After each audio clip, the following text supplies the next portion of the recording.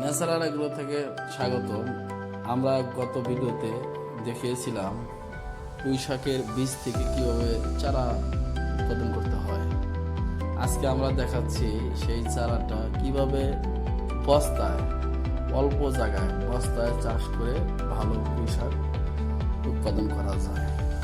বস্তা অথবা geo bag পুঁই শাক চাষ খুব সহজ এবং অল্প জায়গায় ভালো ফলন দেয়। এক্ষেত্রে প্রথমে বস্তা নির্বাচন করতে হবে। বস্তা 18 থেকে 24 ইঞ্চি ব্যাস ও 18 থেকে 24 ইঞ্চি গভীর বস্তা ব্যবহার করুন। নিচে 8 থেকে 10টি পানি নিষ্কাশনের জন্য ছিদ্র রাখুন। তাহলে বস্তায় আপনার ভালো মানের পুঁই শাক উৎপাদন করা সম্ভব।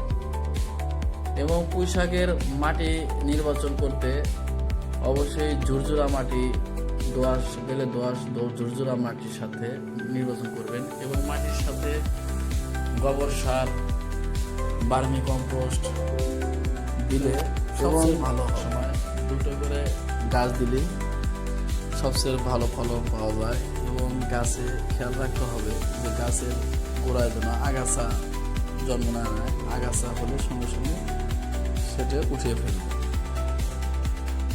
রোদ প্রতিদিন কমপক্ষে 6 থেকে 8 ঘন্টা সরাসরি রোদ প্রয়োজন। ছাদের যে সাইডে ভালো রোদ থাকে সেখানে রাখবেন, তাহলে ভালো হবে। এবং প্রতিদিন প্রয়োজন অনুযায়ী অল্প পরিমাণ পানি দিন।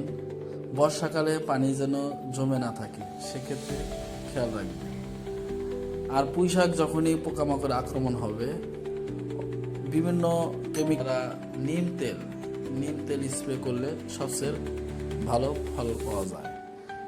মাঝে মাঝে কিছুদিন পর যেহেতু বস্তায় চাষ করা হচ্ছে, বস্তাতে মাটির পরিমাণ কম থাকে, যার কারণে কিছুদিন পর একটু আলগা করে দিয়ে, মাটি আলগা করে দিয়ে গোবর সার, বার্মি কম্পোস্ট দিলে পুঁই শাক চারা রোপণ করার পর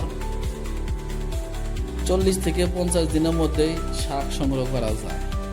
7 থেকে 10 দিন পর কাটলে নতুন কুঁড়ি বের হয় এবং দীর্ঘদিন শাক পাওয়া যায়।